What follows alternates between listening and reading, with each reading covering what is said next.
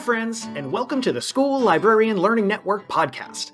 I'm Steve Tatro, also known as Dr. T Loves Books, and I love talking about all things related to school libraries. I may be an old dog, but I'm always trying to learn new tricks. That's why in each episode of the SLLN podcast, I'll chat with a school librarian about a lesson, program, or activity they love. Hopefully, this can be a place for school librarians to get ideas and find new ways to engage with their students and staff. As a good friend likes to say, we're better together. So I hope this podcast will help school librarians connect with and learn from each other. The opinions and ideas shared in this podcast by myself and my guests are our own and do not reflect those of our school districts. And because school librarians always strive to be good digital citizens, I cite sources when using material that is not my own. Without further ado, let's get to this week's episode. Hey everybody, we're back and we are here with my friend Andrea, and I am so excited she's here because we literally have been trying to do this for years now, I think. So I'm so excited you're here. Andrea, if you could take a second and introduce yourself, tell folks who you are, where you're at, that'd be great. Hi, my name is Andrea Caporale. I am a high school librarian at Somerville High School in Somerville, New Jersey.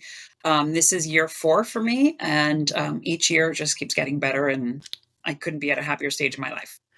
And I just love seeing every once in a while, there's just this post that's like, hey, here's this awesome stuff we're doing. Or like, hey, Andrew's up to this today. And I'm like, oh my gosh, always such great stuff coming out of your library. It's so awesome. Oh, thank you. It's exciting. We have a very receptive, I've gotten a lot of great reception from my students and the administration. So it's fun to feed off of them, and we feed off of each other and do what's best for our school. That's awesome. It's great when you've got the good team in place. Yeah. So I'm curious, how did you end up in school librarianship? Well, it's a very roundabout way. Basically, I started off as a volunteer in my kids' elementary school library. Oh my goodness, quite a number of years ago. And I ran the volunteer. I started off as a volunteer and then began running the volunteer program for about 5 years. And it was volunteers of parents, and parents would come in and each day help the elementary school librarian out with checking in books and shelving books. And I just grew to love the environment and the calm and the excitement behind it all, how both at the same time could be, and then also seeing the joy that libraries brought to my kids as well. And just books in general and story, how it brought so much joy to my family. It wasn't something I had growing up, so being able to bring that to my kids was awesome. And the librarian at the school, she says to me, that's Mrs. Palmer. She had said, hey, Andrea, you should look into, you could do it at Rutgers and do it all at home, from home, online. And I said, oh, you know what? That's a great idea. And I looked into it and I braved it during COVID and I did it. And I'm so thrilled to be here. Nice. I love that you brought up both the calm and the excitement, because that is absolutely, like, they're such opposites, but they are so much a part of what a good library has. Like, absolutely. There's a little bit of everything going on there. 100%. Yeah. Love it. Love it.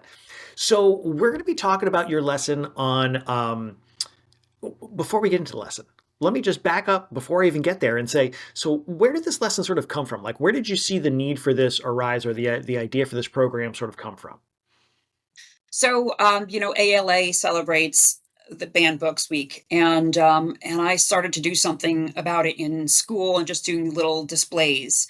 In school, we like to present it as freedom to read, so as to not scare people or give the wrong impression, and just letting kids know that they have a choice to make and what materials they want to read. And then a teacher approached me and says, hey, I'd love to do something with Banned Books Week. And I said, well, what are you doing in class? And we talked about it. And she was teaching Speak by Laurie Hulse Anderson with her students. And I said, well, let's talk about the freedom to read and how and why students get to make those choices. And then we discussed censorship. And so that's where it came about. And it became a big hit. And she told the other teachers in the English department. And then I started to do it within the department. And then it got branched over into the history department as well. That's awesome, man. It is. Yeah. It's so great when teachers know they can come to you and seek out that collaboration. Like, a lot of times I feel like we have to go to them. Like, we have to almost force ourselves on the teacher sometimes, but that they are so aware of how much you're working for the students and for them, that they're going to come to you and say, hey, what are your thoughts? What are your ideas?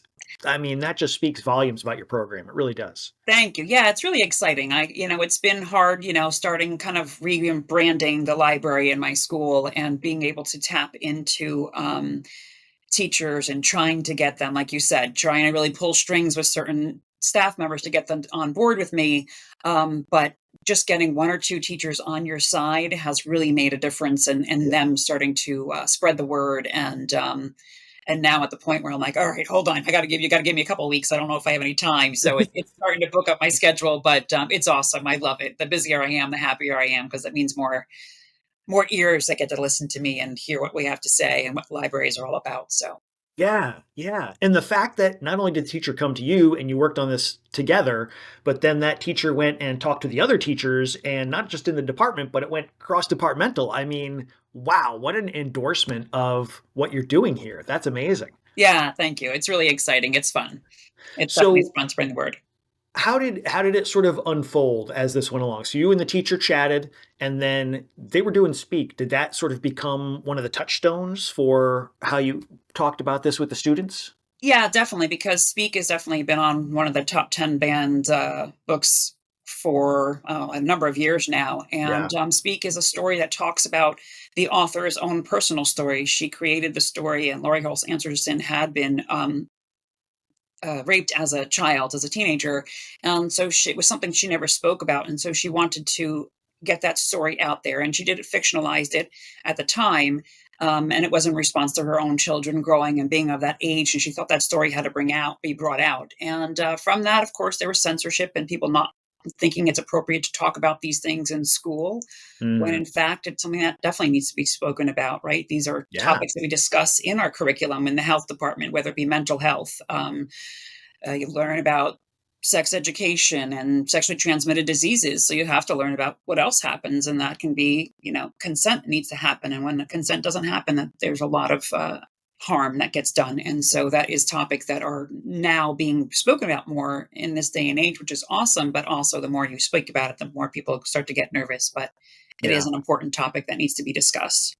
And I think you said the word appropriate there, and that's a word that I just cringe every time I hear it because we often use that like age appropriate or grade appropriate or school appropriate. And the thing is, when we use the word appropriate, we're talking about things that instantly brings to mind the things that you can talk over at dinner with the grandparents. And there's lots of stuff in the world that you wouldn't necessarily want to sit around the dinner table talking to the grandparents about, but that is vital for our students to understand. So when we limit ourselves that way, I mean, I don't know. I feel like that word appropriate has sort of been almost weaponized in a way. It has. It's funny, and it's very interesting because as the lesson goes on and it starts unraveling with students, it's really funny. So I usually start off with Jason Reynolds giving a little thing about banned books and censorship. And then Laurie Halse Anderson, I show a little clip there. And I always start the lesson off with asking kids, first of all, about what do they think should be censored, how the things should be censored. And so I let them start that way. I let them hear from the authors. And then we start to talk more about, and I let them look through other books. And it's really interesting about the appropriateness and what they think is appropriate first for younger children. Mhm. And then as the lesson unravels, they start to see what appropriateness really means and what censorship really is. Mhm. It's really interesting. The book that always triggers them when I have a list, I have a page curated with top tens of the past decade, Mhm. and or not top tens, top 100 banned books within the past decade. And once they start to scroll, I know exactly when they gotten to the point where they see Diary of a Wimpy Kid, or no, Mhm. excuse me, Captain Underpants. Oh yeah. Yep, yep, yep. That Mhm. triggers them every time, and that's when they start to really their eyes, like the light bulb clicks, they all of a sudden caught on to what I'm starting to say, and I'm like, "Look, it's not," they get really nervous. I'm like, "Yeah, you can't talk about sex with little children." I'm like, "We're not talking about sex with little children. We're talking about Right. age appropriate stuff," and Right. and then we go into things and the discussions go on. But when they realize, and it's always funny because they always think it's the man in the underwear is the reason why it's being censored. I'm like, no, that's not why at all. And when they realize that it's because of being controlled and questioning authority, that's when it Mhm. really gets them. And that's what triggers them. So it's really funny. Yeah. The appropriateness is definitely that word. You're absolutely right. It does get weaponized and used in the wrong way. But once you're able to have those conversations with teenagers, it's really awesome because then they start to see things differently. And then once you've attacked something that they've read, Hmm. and they think they start to have an attachment to, then it really Yeah. gets them and it bothers them. And then they start to understand more of what we're trying to get across to them. Yeah. Yeah, it's really awesome. I love watching the epiphany happen. It's really fun, and it happens in every single class with the same exact book. It's Hmm. really funny to watch it. It's Yeah. awesome. I love it. Yeah. Yeah. I've done just a quick scroll through list before, and that's always the one. Like, that's the one that catches all the Always. kids' attention. But Always, always, always. It's really, really funny. And then we talk about and Tango makes three, mm, and that's another one. They're like, "Wait, what?" And I'm like, "Yeah." It's mhm. interesting. So, What I always find funny is when you talk to, especially like high school students, but middle school students too, yeah. teenagers, Yes. what they think is quote unquote appropriate for their age level is usually very different than what the adults around them think is appropriate for their age level. And it's like, Right. and I know that we all want to take care of kids, we want to protect kids, we want them to be safe, we want them to be comfortable, and yet I think we tend to sometimes go too far in that direction. And like the kids are a lot more resilient, they're a lot more aware than we give them credit for sometimes, I think. And it's interesting when you have those, I'll say, grown-up conversations. I mean, that's not quite it, but like talking about these things that maybe we think they're not ready for, and then when they start talking about their thoughts and their views, sometimes they are so involved, their ideas are so evolved that they are, think about these things in ways we may not give them credit for. So, Right, absolutely. It's really and it's just not giving kids credit. I grew up in a first generation home, and I was always like, oh, they would always talk in Greek as if I didn't understand them. And it's always like the little one, she doesn't understand. And that made mhm, you want to understand more. And the more you hide things from kids, the more you censor things from them, the more they want to learn. And they're going to go to alternate means to find the answers to things, and uh-huh, that's the last thing that we want to do, and I have that conversation with the students all the time, like, "Do you think it's more appropriate to find this information in a book, or do you think it's more appropriate where you can, like, have your own creativity, or to go watch it on TV?" And that's mhm, another thing that you don't get, like, I'm like, like, Hunger Games, that you can watch, but you can't read it. They're like, "Wait, what?" And they mhm, don't understand that part. And that's like the kind of the hypocrisy behind the whole censorship thing. It's like you can't read it in a book, but you can watch it on TV. So someone else can visualize it for me, mhm, but I can't have my own creativity. It's just it's very yeah, interesting. And the kids start to get very offended at that point when they realize what people are trying to do and they don't understand it. Um, and sometimes they're like, wait, they're very defensive of it too. They're like, but, and then they start to talk more and more. And I love because at that point the kids start talking amongst themselves and they start having that mm, conversation, debating it amongst themselves. And and again, the light bulbs continue to click and they starting to really understand what's happening and they don't like it. And yeah. yeah, it's pretty interesting. I love the conversations that happen. It's really neat. I mean, we could Yeah. literally spend hours Oh, talking about all 100%. the ins and outs of this, but Yes. I'm gonna circle us back around a little bit. So you kind of started to talk us through like what the students are seeing as they're coming through this lesson. So you're introducing them to the topics, you're having them think about what censorship might mean to them, you're showing them lists of titles, then they get sort of like, wait a minute, that's one of the titles that we're not allowed to read. And so how does the lesson sort of roll or evolve from there? We talk more about, age appropriateness. And yes, there Mhm. is, I talk to them about curriculum. And if is the Mhm. materials in the curriculum, then it is appropriate, right? Is their chance to go and read about a story where they can use their own imagination on the topic that they've learned about in school, whether it be health, and sex related material. And then I always explain to them it's not like, and these books are age appropriate. They are young adult books. They're titles that are meant and geared for them. And and a lot of times they're looking for adult books and like, see, but that's not Mhm. appropriate. So would you rather be learning about material dealing with health matters about a 50-year-old or one about a teenager, right? And Right. and so we talk about that and they understand that and they get that. And so we just really have a lot more discussion and openness about what they think is appropriate at each level, and they start to understand more. And we talk about voices, and we talk about over history, historically, what the Mm, topics were that have been censored. And we talk about it from the days of, from Hemingway up until the present day. And we talk about the transformation and the evolution of censorship and where it's come to, and the topics as to why.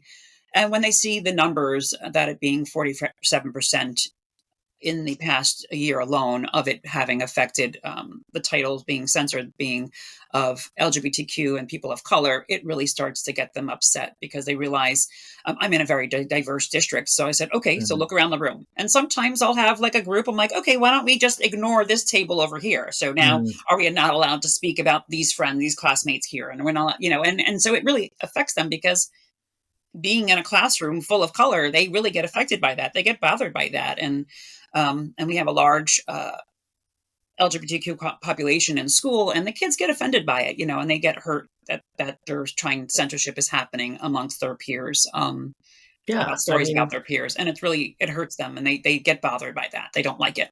yeah, that we are trying to not have certain people represented. Like that 100%. Yeah. that's not just smacking people in the face. Like, what are you doing? You're saying that these people aren't worth having conversations about or learning about, or they're not worth having being able to see themselves in the things that we read. Only some people get to see that. Why would that be the case? Right, So, right. Yeah, it really, and it does affect them. Another one is Diary of Anne Frank. When they see mm, that one too, they're like, "Wait, what? Why? We learned about that." I said, "Yeah," and then we go on to the discussion about how it's not happening. They're pretty safe in New Jersey. How we just passed the Freedom to Read bill. I do also give them options of how to. We were doing a lot of letter writing and writing, mm, to authors of banned books, to senators and legislators, and so they were, I gave them all the resources due to that. And I know, different groups within our school also, like our youth and government groups, were writing letters. mm, So it was nice. It became a really kind of got spread throughout the school because one student would be in a class and then he went and told his group, and so the word got spread around, which was really exciting. But the kids see that they can take action and that they do have a voice. And I mhm, told them, I talked to them about how that their voice matters, and that how the students in the district in, Martha Hickson's district in mm, North Hunterdon, New Jersey, and how that the student voice there really made a difference, and that the people hearing from the students, how that impact what an impact that had on the decisions being made in the district. So we talk a lot about, legislation and how it affects, and how we're trying in New Jersey to make those changes, and have laws to protect them, and how it's happening across the nation, and different things like that. So it's pretty interesting. They don't realize that it's happening in New Jersey. They think it's just happening in Texas and Florida. And just having those discussions about mhm. what's happening there and thinking about what those students must be like, it's really interesting. And they really start when they once they realize how large of an impact that it's had on the nation, they really start to get bothered by it. It's really I love how you have made this not just about like, here's a thing that's going on, but very specifically not just tied the books to their own experiences, but the voice aspect of it and saying you should have a voice in the books, but also you have a voice that you can use to discuss this and to help other people be aware of this and to combat this, which anytime we can help our students find that voice and take a lesson from school and make it so concrete and authentic for them. I think that is just the epitome of what schools should be doing all the time, Right. finding those ways for the kids to be active and engaged with what we're talking about. So, 100%, and the kids students at my school know, and I drill this into them all the time, that the library is theirs. It is this is their school, their home for 4 years, and that it's all about them. And, everything, that decisions that I make and do in the library, in and around the library, have to do with them. Their mhm, voice. They have a suggestion jar. I purchase books based on what they want and their needs. And so we have to make sure that everybody has representation, not just one group of kids. And they're all about that too. We have a wonderful community. The kids are pretty tight knit, And it's really nice that they fight for each other and defend each other. So it's been great to see the feedback that I've been getting from it. The students really enjoy it, and the So staff too, which is y nice. yeah, and that sort of leads me to where I was going next is what has been the feedback? Like, what have you seen from let's start with the students specifically, like, how are you seeing them sort of maybe carrying this forward or building on this? So I have, like I mentioned about the youth in government, they've become coming to me looking for support in like how we can move forward and talking about legislation that's been happening with the New Jersey Association of School Librarians. So I talk to them about that, and they get excited and engaged and realizing how much more, what an impact it can happen, with Yeah. one little issue. And how we've had great support from people like Senator Andrew Zwicker and such. So it's been wonderful, and they like that. And so once they hear that, they're always like, "Oh, you want to come help us with a voter drive?" So now we've had a huge voter drive. We had 57 Awesome. kids sign up for it to vote. Wow. Yeah, it's been awesome. It's been really great. So I had students interview me about censorship and banned books, and so kids have been really enjoying it. But then, moving into like the history department, there's a teacher who's does a history through film class. And that was new Okay. last year. It just started.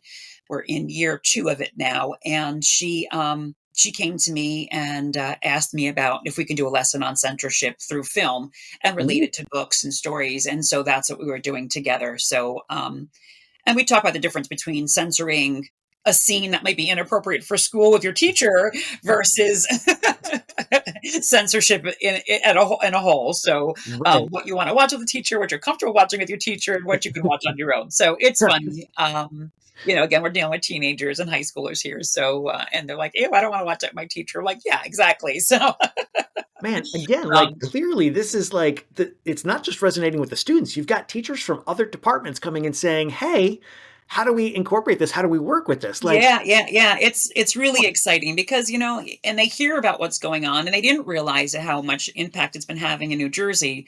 And now that they hear it, and they get more excited and engaged about it. Yeah, so it's been fun. that is so awesome. Man, I love that. Yeah. So, as you're going through this, Hmm. it sounds like this is something that a lot of the students, if not all the students in the school, end up interacting with in one way or another. Is that Correct. Yeah, pretty much. Yeah, yep, yep. so? Hmm. When you're doing that, do you find that you have to adjust anything for like either different ability levels or different language issues that might come up, or are you able to kind of keep things pretty similar across all of the different groups that you see? Yeah, we're pretty much able to. One of the things that we do have a lot of resources, and once I arrived at the school, I have been working to make sure that students have access in all different abilities and whatnot. Mhm. So, and they have resources. So, we have resources. We have a lot of ebooks and audiobooks, and I also have a growing collection of books in Spanish for our multilingual learners. So, that has been helpful, and those books do replicate what we have in the English section so they can read the same titles. Everything that I've created is translatable, so they can read them. They can find the books in Spanish, or they can read the material that I've created in Spanish.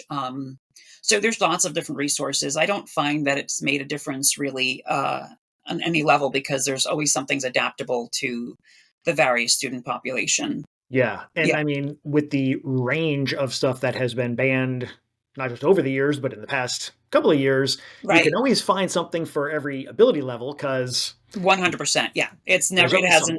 hasn't, censorship has not been, They haven't been it, limiting it to certain yeah, no, they ability have not levels. limited to anybody. They've gone for everybody. So yeah, there's no, no lack of material to be found at all. So yeah, Man, so how long have you been doing this as a lesson with classes? it just started, last year.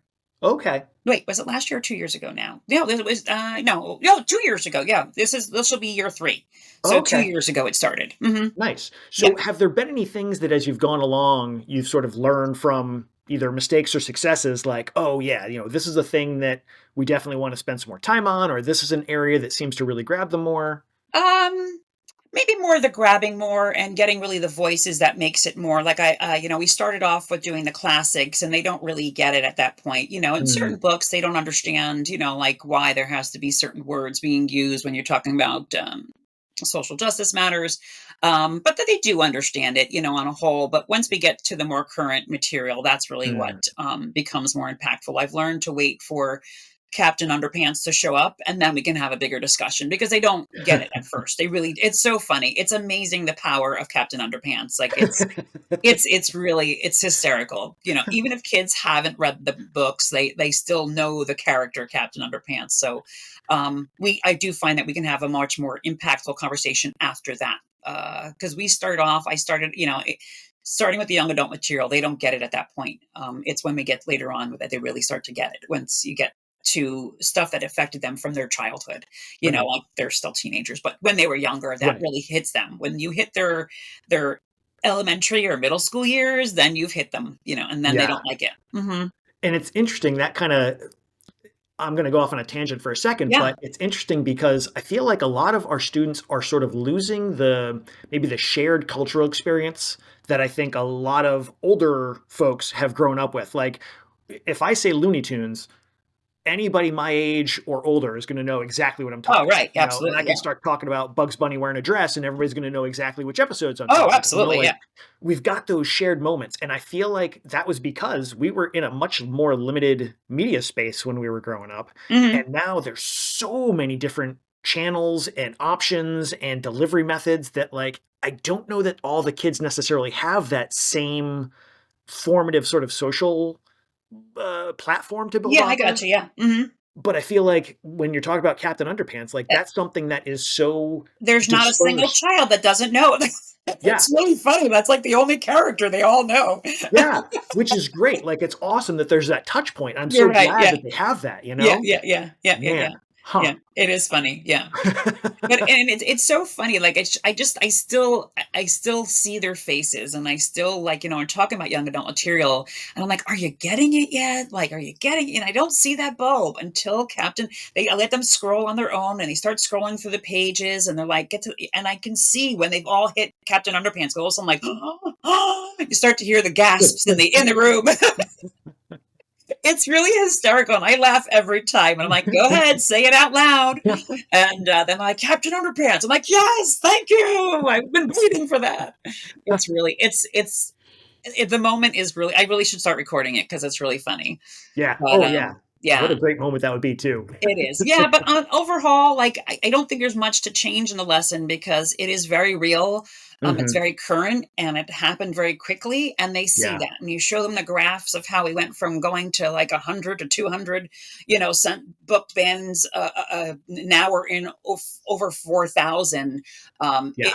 They're like, wait, what? And I don't, and the numbers don't mean much to them, but when you start to show them titles that they've read as a kid, or they see books for preschoolers and elementary kids, that's really bothers them. At first they think they're Yeah. protecting the little ones, and then when they see the books that are being censored, they don't get it, they don't Yeah. understand it. So it's really it's fun to watch them, and it's great to watch their minds grow and how excited they get on the topic, because they really get very, they take it very personal, they don't like it. Oh, I bet. I Yeah, bet. yeah. And you've put together this really awesome website that you shared the link to. It's going to be in the show notes. It's such great resources already on it. So wonderful. Thank you for sharing that. Oh, thank you. Yeah, it's just simple stuff. A lot of the stuff is out there, and it's just I try to keep it simple for them and just to be able to scroll through, and they really enjoy it and they have fun with it. If someone was going to start trying this for like the first time, they haven't done this kind of a thing before, do you have any suggestions for, like, okay, as you're getting ready, here's a couple of things to bear in mind?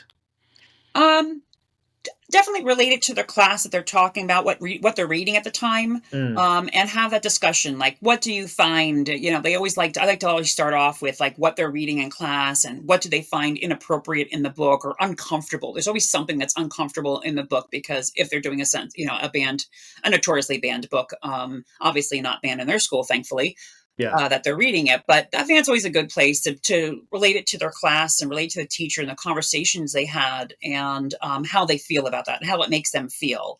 I have them relate to the characters in the book, whether, and then from there we start having that conversation, and letting them see what's out there, and defining censorship and what does it mean to them. And then as it goes on, the conversation goes on, it really starts to come full circle, um, and allows to have that bigger conversation, which is nice, and to see they're changing conversation from the beginning of the lesson to the end. Really, just watch that evolution is really awesome. Yeah, man, that's something I would love to have sort of a way to time capsule their first reactions and Yeah. then conversations and then reflect on where do we start. And I bet you that they would see like, oh wow, like I've really changed how I'm thinking about this. Oh, absolutely, every time. There's very few that don't, and of course, you're not gonna have every kid on board, and I still have those certain kids Hmm. who are not going to agree fully, and they Hmm. still don't see it, and that's okay. Hmm. Um, but, and sometimes and maybe they're just fighting their beliefs or trying to understand why maybe somebody at home is feeling a certain way, but, Hmm. overall, it's you have a lot most of the kids are really on board and really understanding and really, affected by it, and, they don't realize it's happening here and in their backyard or in Yeah. town over, which is literally for us was like, um, so it's quite, it's an awesome lesson. I love doing it with them, and then keeping it positive. I think that's another thing to really keeping it positive and Hmm. talking how it's talking about the positives of how we are working as in New Jersey or working as a nation to fight back and to ensure that students have the right to read because they should be Hmm. able to make those choices and give them the respect that they deserve, right? These kids are, Yeah. no matter what age they are, they deserve respect. Hmm. Um, and that And they respect know, allows like, them to make their choices for themselves. yeah, well, and that's I think there's two important things there. One is the freedom to read includes the freedom to not read. Like you don't have to Absolutely. read something that you don't Absolutely. like. And the other one that they may not oh, I lost it. I had it and I lost it. It's Yeah. Swiss cheese brain, but that's okay. But I think that's such an incredibly keeping it like positive, saying, you may not agree, and that's okay. Right. I've got students regularly who will take a book out and then the next day they'll come back and be like, this wasn't for me. Either there was something in it I didn't really like, or just it wasn't. And I say, you know what? Perfectly fine. There's so many good books out there. Don't get Absolutely. hung up on, I don't like this one. Let's focus on, let's find you the one you do like. 100%. Yeah. That's Absolutely. that's how we feed them. That's how we get their literacy, get them engaged with literacy as a lifelong reader and not just someone who, uses reading to get a grade or uses reading, as a way to divide people, which is just boggles my mind, but that's Yeah. a whole other issue. Yeah, no, absolutely. But honestly, giving them that respect and letting them make those decisions is really a huge thing. And that's why I like to keep the lesson positive and not focus on who's doing the censorship or Mhm. why it's happening, but Mhm. really to show ownership of that. They get to make those decisions, that they get to vote, that they get to write those letters, and they get to make that stand to really have a say in what's going on.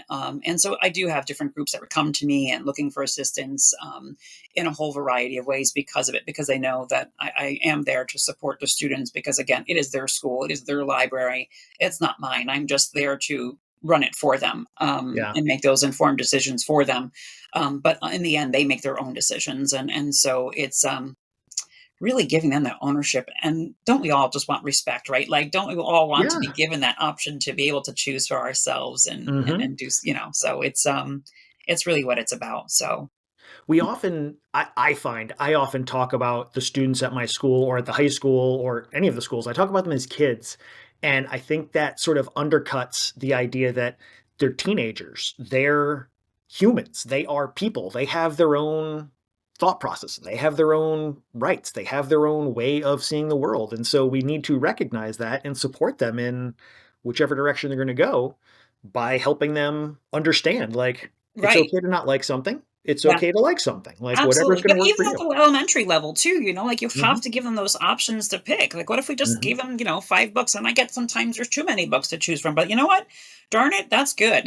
Yeah, We wanna absolutely. get as many books and as many viewpoints and as many pictures in their head for them to make the decisions about what kind of a life they wanna live, like, Mhm, they're gonna be kind and who they're gonna be kind to and teach empathy and learning about each other and themselves, and it's just so mhm. beautiful, the stories that are out there today at every level, and it's Yeah, important that kids are given that respect to be able to make those decisions on their own and not, just giving them that ownership. It just helps them grow and learn who they are on their own without being dictated to, it really helps build that confidence too inside of them. So at any age, and yeah, they are kids, and that's okay, but they still deserve respect. I don't care what age they are. So absolutely. yeah, yeah, Man, yeah.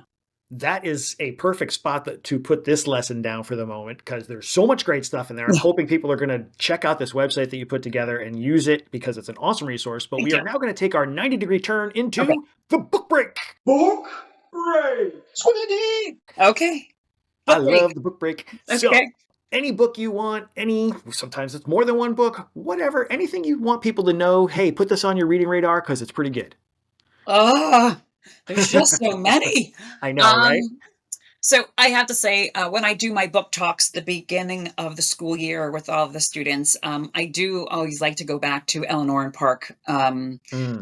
It's just a story that I just touches on so many different things. I love Eleanor and Park because it has that, it talks about the topics that are so sensitive, but also need to be spoken about. And again, having that consent and abuse and things that do happen, but having that ownership of your own life and that you get to make those decisions and you can change, like, it's up to you to make those changes. And sometimes we need a help and a friend to do that. But wow, I love that story. Such a powerful story. And it's funny, I have all these kids that want to read, these teenagers that want to read Colleen Hoover these days. And I'm like, they've got something so much better. And I have to tell you, they love it. They do. Yeah. They really just enjoy it. They own it. I haven't had a student who hasn't enjoyed it yet, who sometimes they wait and sometimes they finally go and they grab that book and they really enjoy it and they see what I'm saying. And it's more age appropriate for them. It is about teenagers, not about grown adults. And it allows that imagination for them to come up with the ideas, within there, as opposed to being more sort of dictated to them, or I guess so. Yeah. It's sometimes, these adult books are don't leave much to the imagination. Whereas, a young adult allows that imagination for them to create on their own and imagine things, but them also to see what a healthy relationship can be like, and yes, once you've seen the bad, you can see that healthy. And that's what's really important about the young adult material of today. I love it. So much of it, how it shows that healthy relationships and how that can be and what that should look like. And I think that's what I just love about the young adult books of today. I agree so much. And Eleanor and Park is an interesting one because when I first started reading it, it took me a couple of chapters before I realized it was set not in the present, but in the 80s. And love it. I mean, for me, I grew up in the 80s, so that was just right in my wheelhouse. Oh my God, the music. I was loving all the music and but I'm always surprised that our students today love that book so much because to my mind, for them, that's like historical fiction. Like right. When we were in our teens reading about the 1940s, Right. It's funny. I never really asked them if they understand a lot of the references or the music or whatnot, but I don't really find, I don't know if they probably take it differently than we do, right? I just remember like the corded phone and the Walkman and So I imagine they imagine it differently, the scene differently in the school bus, with the music and sharing of the music. So but I think it speaks to, yes, right. But it speaks to what a timeless sort of story it is at its heart, that kids from 10 years ago now, like 10 years from now, are able to sort of see themselves or understand the dynamics of what's going on for these characters in this story. So right, absolutely. Love is love, no matter what age. Friendship is friendship. That that comfort and that need for safety is and that's a timeless thing. It's never going to go away. That's just human nature. So yeah. Man, great recommendation. I love it. You. Yeah. Awesome. Well, and thank you also for taking the time to come and share. I truly, truly appreciate it. We've been trying to get this set up for a while. I know. I'm so glad that we finally got this to do this together. I'm really, really excited. Yeah. Yes, me too. Always awesome talking to you, Steve. Hopefully we'll have you back soon, because I know that there's just so much. You are such a font of awesomeness. So thank you. Yeah. Thanks again. And can't wait to get into this with my kids too. Yeah. Thank you so much. Yep. I look forward to it. Good luck. Thanks for joining us for this episode of the SLLN podcast. Be sure to check out the show notes for the episode. They feature links to the resources shared by our guest, as well as ways to keep in touch with them, and links to the book break recommendations. And stop by the SLLN website, home to a curated list of free upcoming virtual events and resources for school librarians. It's easy to become a member of the School Librarian Learning Network. Just visit the site and use what you like. If you have a comment, an idea, a question, or something you want to share, you can email schoolliblearning@gmail.com. That's schoolliblearning@gmail.com. Know a school librarian with something others could learn from? Let us know. Until next time, be good, be safe, and be well.